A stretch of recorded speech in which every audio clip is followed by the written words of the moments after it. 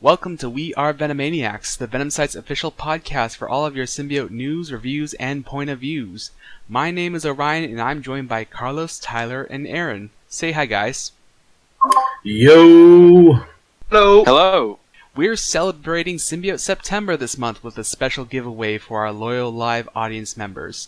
Join our live recordings on Discord each Wednesday through September 25th, and listen in until the end of each episode. I will drop a special keyword sometime during each episode, which you will need to repeat for a chance to win a Pop-in-a-Box exclusive Agent Venom Funko Pop, or eventually we'll get to another prize, which I mentioned in the last episode.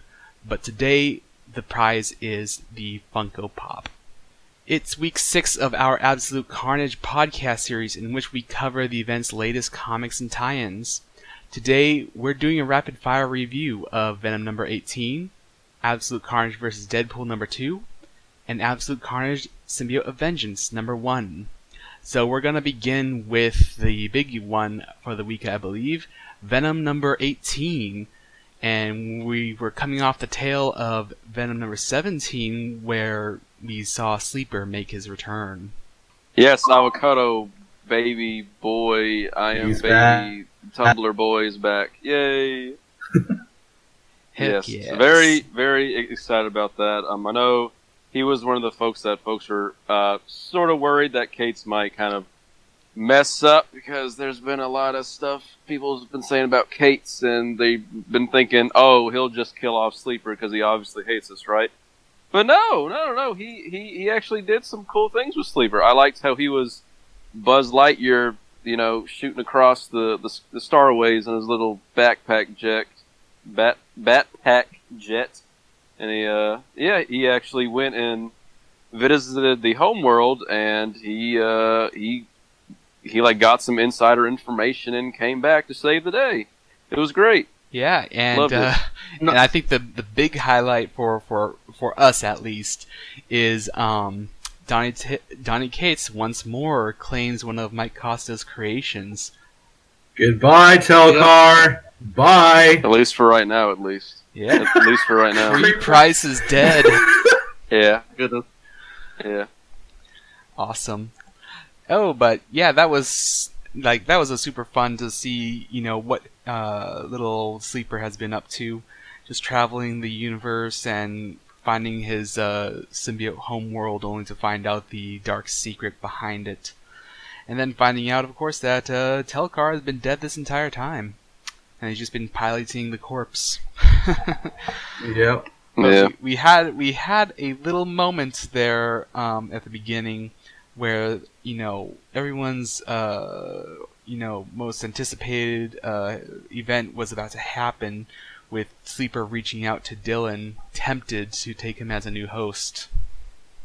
Oh, Yeah. that was such a been- tease. Oh yeah, That there's was been a such whole a- lot of fan art about that, and folks have been speculating about that. I am still not convinced it's going to happen. I'm perfectly fine with Sleeper staying on that corpse so he doesn't have to mess with anyone else, but I just don't think it's going to happen. I'm still pretty sure that our little boy is going to be a hybrid, and he's going to sacrifice himself because he's a Jesus symbiote hybrid to save Null or something. But I mean, it'd be nice to see it, but I think it's too obvious that it's not going to happen. We're not going to pair up Eddie's kid with Venom's kid. It's just way too predictable to happen. Right. But it's what the fans want, and Kate's gives us what we want, right? And we Also, go ahead. No, I was just going to say, in the issue too, one of our listeners bring up a point that Sleeper was able to puff out this chemical from him, from not being turned from, being one of Null's puppets. So at least he has that ability, which I found pretty interesting. Yeah. So is that what he said that happened? It's like, did I mess that? It was a chemical thing. It was a Badoon acid, I believe. Okay. A Badoon acid. I gotcha, okay. I missed that. That's cool. But yeah, it was pretty cool, and we also, of course, get a little bit of a confirmation that something is very special about Dylan, as he seems to stop symbiotes in their tracks with a single command, and his eyes turn black. Yeah, he also has those white eyes that kind of made me think of Remender's run where he had Eddie Brock kill Scream and his eyes turned white, and like we were all saying, "Oh, look, he still has anti-venom powers," you know. Wanted to believe. Blah, blah, blah. Yeah, so that's kind of what it reminded me of, but that's pretty cool. People were like on Twitter saying like, "Oh, is Dylan the new anti-Venom? Is he really?" And I'm like, I don't know. It just doesn't add up.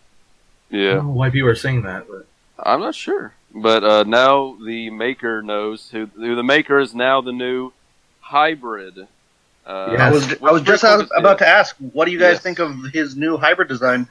Well, I really like the maker now. I read a few of him when he was Ultimate Mr. Fantastic, but I never really got into him. But I really like him now that he's in this Venom series, of course, right? And he's actually pretty cool. Like, I liked one of his lines where he says, "Oh, Dylan, don't name the symbiotes. Don't give them a name." Yeah. It's so funny. It's so funny. I mean, Maker's absolutely the highlight of this issue for me, personally. Yes. I just love him, how evil and conniving he is. Like, when he's testing on, like, the family or whatever, trying to get their codexes, they start screaming. They're like, "Oh, they shouldn't be conscious." He's like, "Oh, that's interesting. They shouldn't be conscious." That's interesting. And then when you see him on the phone with Eddie, then he's like, "Oh yeah, everything's fine. The screaming, oh, they're just watching TV." Like, oh yeah, that's fine. That's fine. I love it. Yeah. So far on the design, I like the incorporation of his helmet, but I gotta say I don't like how he's kind of just the same, but he has 4 color tendrils that are different. I wish he had more of a original hybrid look to him besides just having like 4 color tendrils. Like, spikes coming out of him, but like, because it's almost like a reversal of what hybrid had with the spikes on his back or whatever, the tendrils. Right. But right. I do wish he had the original hybrid, like red color, instead of just 4 different tendrils. Yeah, he also sort of looks like like an octopus or like something with like that helmet and like all the tendrils was pretty cool too. Well, hang on, like I don't know who it was, Aaron or Tyler. Was it one of you that made that meme where Maker kind of looked like the Queen Alien? I don't think that was me. I think it was me either. That's what it looks like though. Yeah, it looks like the Queen Alien, but just with the symbiotes. Yeah, but it's still pretty cool though. Even though it's just he has 4 different colored arms, still looks pretty cool. So does that mean now the Maker has a codex in himself too? Yes, he'll have to experiment on himself. Yeah. Yeah, but now I'm worried that symbiotes know about Dylan's secret now. So maybe Carnage knows now? He's like... Yeah. If they can talk to Carnage, then they probably already know.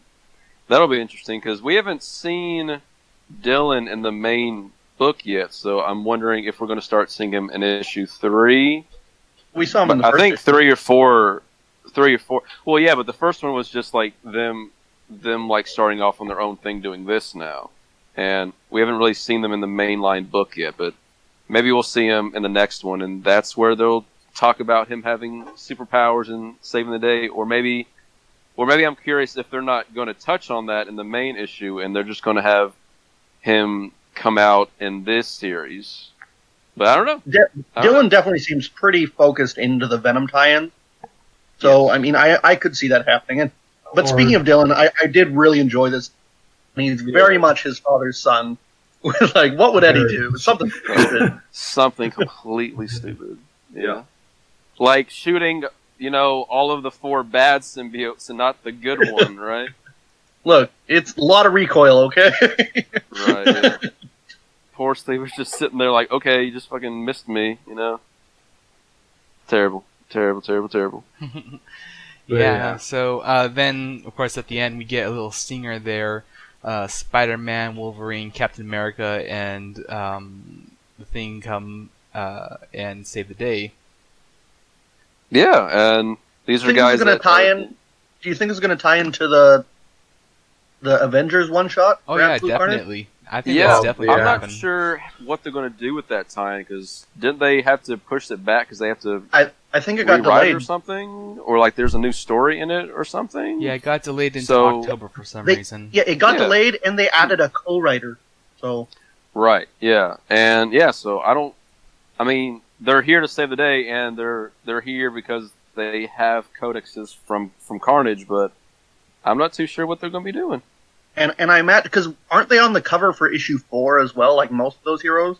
I want to say that's 5 where they're fighting Carnage. Right, On, right. like, the giant yeah, mountain. 4 is like when he's like covered in blood or whatever. Yes. The one they added. Yes.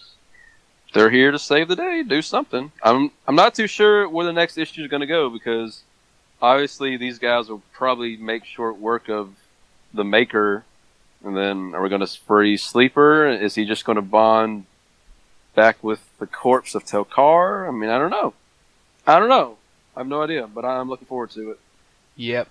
I think Same here. I gotta say this is probably one of the top tier tie-ins for the series. You should Absolutely. definitely be. It helps that it Venom. directly ties into what Donnie's doing. So Yeah. Yes. So definitely follow Venom's tie-ins if you are trying to follow any tie-ins, because it's definitely really good stuff. All right, well, I think that's a good place to put a pin in that conversation. We can go ahead and move on to our next review. That is Absolute Carnage versus Deadpool number 2. And gotta say, this series, like, it's been pretty consistent so far with its quality. It's very fun. The humor is definitely there, and they're also pulling some D-list supervillains from the past. Yeah, I've never actually heard of these guys, so I was kind of like, I don't know who these guys are. Like, who are they? Will-O-the-Wisp, Conjurum, and Freak. Undrum I and think, Freak. yeah. Wasn't Freak the one that was in New Ways to Die that was being experimented on? Yes. Correct. He was a brand new day villain. Yes, that one. Yeah. And, so Like, I'm a big Spider-Man fan, and I hadn't even heard of Conundrum. I knew about the Will-O-the-Wisp and Freak, but I've never heard of them. So. Right. Yeah. So these guys, we didn't actually think it was them at first. We saw the preview, and we were kind of thinking that they spoiled what happens in Lethal Protectors, because it kind of looked like Will-O-the-Wisp had powers because he had like long hair. They had like lightning power, so we kind of thought it was Dagger, and that Freak looked like Morbius. So we kind of thought that was the Lethal Protectors, but then Frank Terry said, nope, that's some other people. So that didn't get spoiled at least. But yeah, like this issue, I really liked it. I think it was a step above the last one, because the last one was just kind of meh. But Last one was very much set up. Yes. I like how this shows that Carnage is he's like a mob boss, like saying, oh yeah, like you gotta kill this guy first if you want to be in my gang. And I just like how Deadpool is just going through his like normal things where he has to call Spidey and says, I sort of need your help right now, but I'm kind of busy, so how about you just handle it on your own? But I liked it. There was a lot of good dark comedy. That was pretty good, so I enjoyed it. No, I think one of my favorite parts of the issue was seeing these D-list villains like use their power in conjunction with the symbiotes. Avoid some of these powers with just like turning intangible or regenerating with Freak's adaptation power. Right. Yeah. Yeah. Creative. And I also I really like there are two running jokes in this comic. Each joke is like repeated on the page, and I think it worked very well. Like when Spider-Man and Deadpool are on the phone, Deadpool keeps on comparing things to the pineapple pizza of whatever it is. And and the other joke was with Freak. He doesn't know how to he doesn't know how to call his power regeneration. He just keeps calling it regurgitation. Regurgitation. Yeah. Yeah. Goes, Found that you hilarious. idiots. That's right. So that's a good point, though. Like, how many times have we had other characters calling each other on the phone just to tie into another comic book? Like, it's like we've done it like 3 times in this series, I think, already. Yeah, So we it's have Andy calling the Maker, and then we have Spider-Man calling Deadpool. Yeah, And then they called. So, like in the beginning, they called John Jameson to get into the building. So that's kind of interesting. They're like all on the phone, say, "Hey, how would you go read that book over there with that person?" Yeah. And then with the end, we got Norman Carnage coming in at the end, and so he's really getting around in these books apparently in these tie-ins. But Yeah. He's popping up everywhere. I am pretty interested to see what happens next issue because Norman and Deadpool have a bit of a history together with Dark Reign. Yeah. So I'm definitely Yeah, interested but he's to not see if going to know any of that, Deadpool. though. Well, see, I'm interested to see if he digs up any of those memories within Norman, starts reminding him. I won't be surprised. Like in the third issue, he's gonna say, "Oh, I'm Cletus Cassidy, but you're Norman Osborn." No, I'm Cletus Cassidy. Stop calling Some me sort that. of weird joke going on there. Yeah. Yeah. We also got the best Venom news since a few years back. We officially learned that he is not the first host of the Venom symbiote, which is great. Yes. Praise be Devin. Score 1 for the nerds. Yes. Devin, thank you for clearing that up. Finally, it's not canon anymore, ever. It's not canon. Never canon. Mouth Not canon. of the main Venom editor. It wasn't canon because it wasn't in my chronology. So thanks for clarifying that. as fun as it was back in Black, Deadpool is not canon, which is great. So, just a side note, I will say that my friend who really doesn't like Wolverine, she'll really appreciate the Wolverine sucks #1 in Deadpool's hideout. Oh yeah, yeah. And they also put the cover of #2 there as well, just a little Easter egg as well. So that was. Oh yeah. I always like seeing the little Easter eggs that the artist does with that, like in the comic shop. So. Yeah. So that was a pretty good issue. Solid, I'd say. Again, probably one of the better tie-ins for the series. So definitely check Deadpool out if you're really up to it. And moving along, our final review of the day is Absolute Carnage, Symbiote of Vengeance #1. So we get a little bit of closing the knot with, or closing the loop with the previous Circle of 4 event from Agent Venom's initial run, where we had the Red Hulk bond with the Venom symbiote plus the Spirit of Vengeance, and the Spirit of Vengeance was during that time bonded to Alejandra. What's her last name? Alejandra Cassandra? Or something? What was it? Alejandra Jones. Alejandra Jones. Alejandra Jones, yes. So it was pretty unclear how she tied into this series before, because and it's still not clear. Yeah, she wasn't ever bonded to the Venom symbiote at any time during Circle of 4, so it was very interesting to see how she became Carnage's target.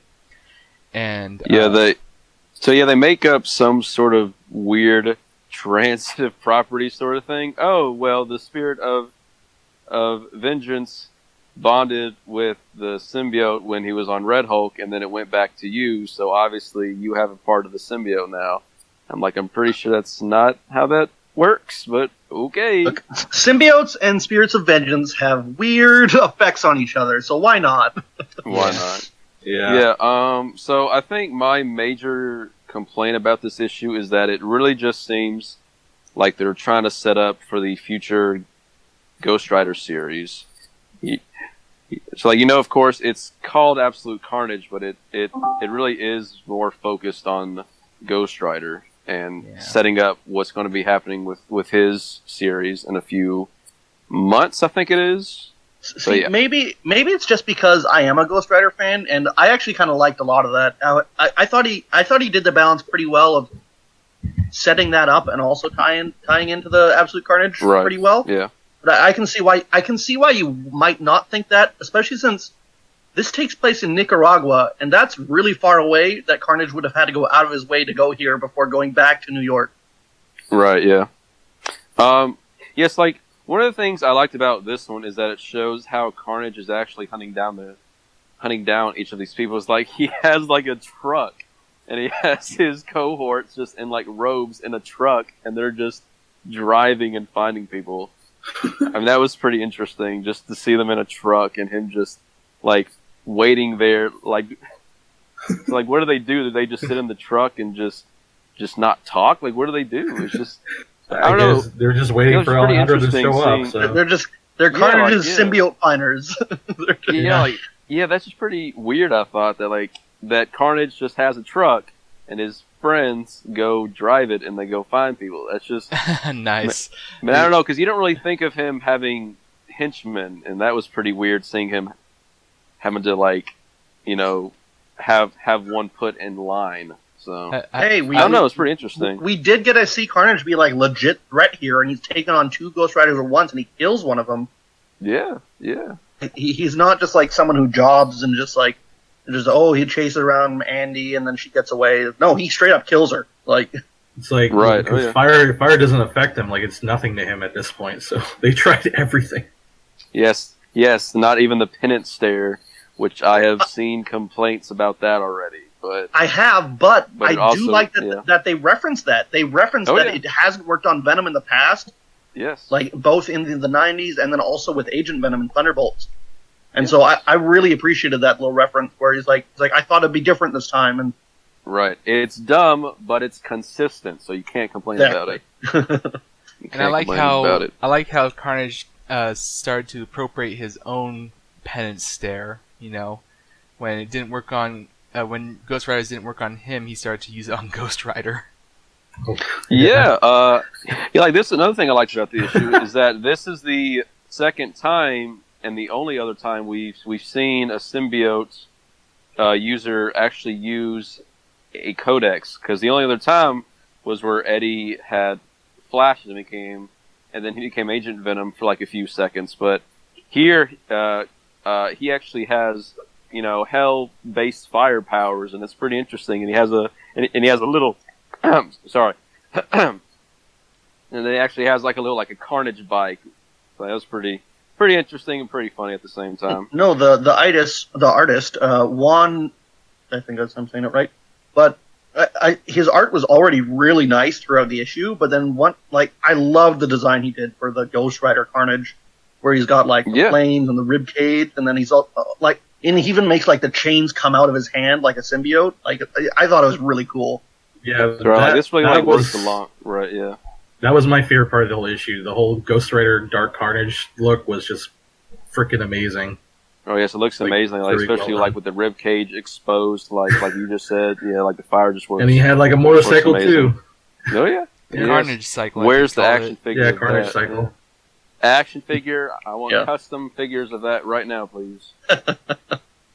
I will say the weakest part of the issue for me probably. Well, first I'll do a little tiny complaint. Not just this artist, but a bunch of artists seem to be drawing the spider symbol when it's supposed to be the dragon symbol.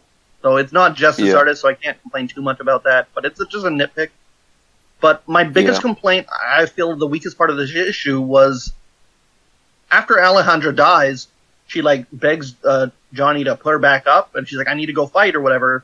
And so he does. He puts her in one of the village girls, and then her and a bunch of villagers start throwing Molotovs at him, and he's like, all right, that's weird. And then the truck just comes and picks him up. No point to her coming back whatsoever. Right. It's he's Carnage. He's not affected by fire. So what is this doing? It's just a reason to get him out of there. It seemed like. That wasn't even the reason they got out of there. The guy just picked him up. It's it didn't really have any effect whatsoever. Yeah. Yep. And by the way, for our loyal listeners, today's giveaway word is legacy. So make sure you remember that word. It's legacy. Legacy. So unfortunately, not a legacy issue. So. No, just one. But there is a legacy character that dies. Mm-hmm. Exactly. Another legacy character that's still here. I mean, and going back to the Ghost Rider part, for one part, I would just say that I really appreciate how the writer actually references that Mephisto keeps getting out of hell. This has been a constant thing where Mephisto's supposed to be trapped after damnation, but he has been popping up in so many different books. It's absolutely ridiculous. Avengers, Superior Spider-Man, Champions, like, and then I think in like Deadpool, like he's shown up in so many books despite being trapped, and Johnny's like, yeah, I need to figure out how Mephisto's getting out all the time. So I am excited to see that in the Ghost Rider book. I don't know what you're talking about, but I agree with you as your friend. Thank you, I appreciate it. Yes, I am also outraged by that. So yeah, I would say 3 pretty solid issues today for Absolute Carnage. You know, I think last couple of weeks we might have a bit of weak issues, especially like last week's kind of pointless Symbiote Spider-Man tie-in. But definitely this week, I think we're firing on all cylinders here.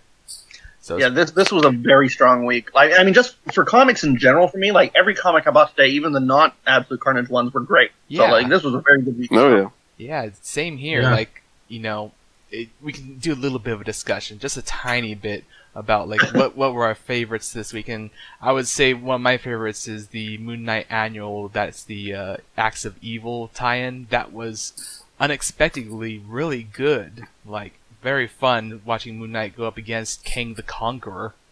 Yeah, I'm that guy who, so like I'm that dude who only buys Venom issues. So I mean, I don't know what you're talking about. I can also vouch for Tyler here because I think me and him would agree. Also off topic, I enjoyed Black Cat #4, which was really good. Yeah, #4 was very fun. Yep. Longest issue of the series so far, in my opinion. And then a little bit. Yes, indeed. Topic, I'll link to Carnage somehow. Amazing Spider-Man, a fantastic issue where Spencer really, like, Spider-Man has a ring that he's ready to propose to MJ with. He just missed his chance. So I'm really hoping we're going to deal with one more day soon. You know?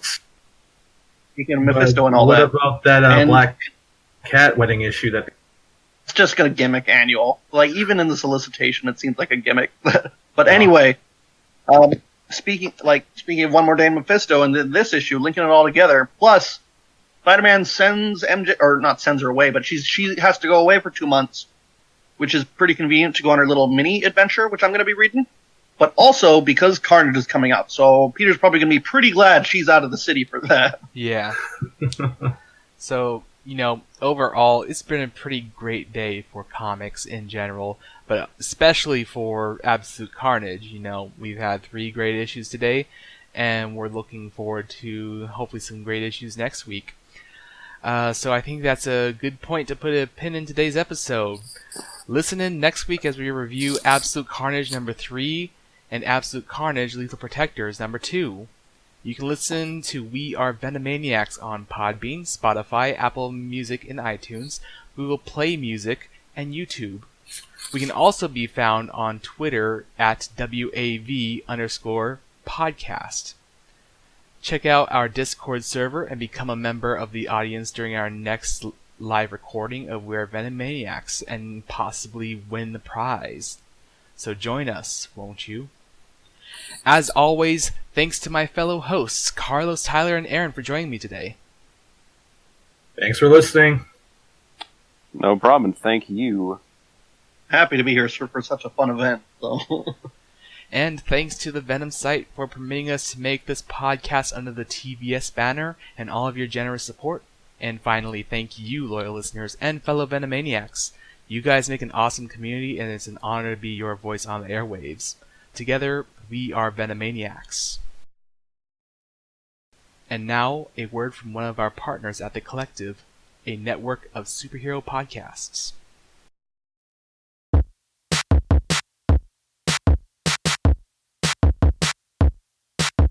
Hello, this is the voice of Noel from the musical group Deleter. Check out our extended play record, The Other Void, based on the Marvel character Moon Knight. It's available September 13th, or you can check out our single now, Box, streaming at deleter.bandcamp.com.